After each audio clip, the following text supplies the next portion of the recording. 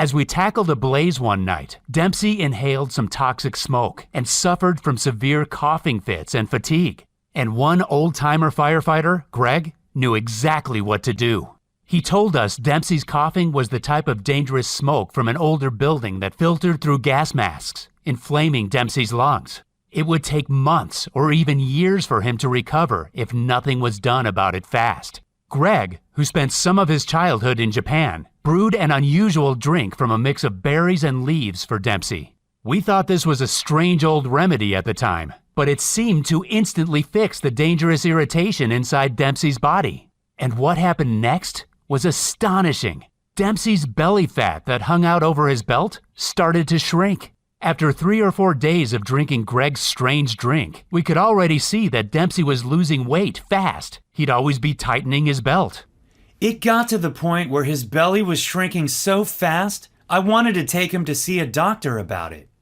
Dempsey was a guy who couldn't even lose his belly fat when he worked out every day. But only weeks later, Dempsey had suddenly become one of the leanest, fittest guys in the fire station. He'd lost 20 pounds of stubborn flab from his belly and love handles. At the time, we just thought he was doing a starvation diet. But Dempsey later told me he was eating all his favorite foods such as fries, cheeseburgers, and beer. And it was the special drink that melted his fat away so fast. When he took that drink every morning, he felt great and was full of energy, bright-eyed and ready for the job at any time. I remembered this entire incident after Susan came back from the hospital. But I had no way of contacting Dempsey. The clock was ticking, and I knew at that point I had to do something. There had to be a way to target this dangerous blood protein, or my sister could lose her life and young Jordan would lose his mommy. Dr. Tamaki had returned to Japan, so I urgently sent an email to the address that he gave to Susan earlier. I waited 3 days for a response, but none came. So that weekend, I got to work like a man possessed, researching medical journals in a library nearby. After a few hours, I finally stumbled on a book and a couple of journals where I found out more about C-reactive protein. In one of the journals, scientists reviewed 7 different studies proving that C-reactive protein was the single common factor in every overweight man or woman because it shuts down adiponectin, the most important weight loss hormone.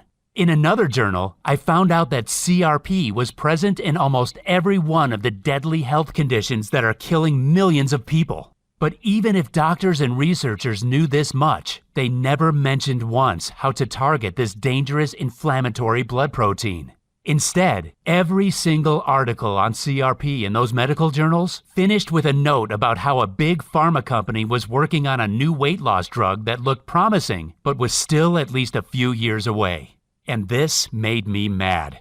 Dr. Tamaki had said that in Japan, they would target CRP and jumpstart the master fat-burning hormone using a natural mix of foods, herbs, and spices.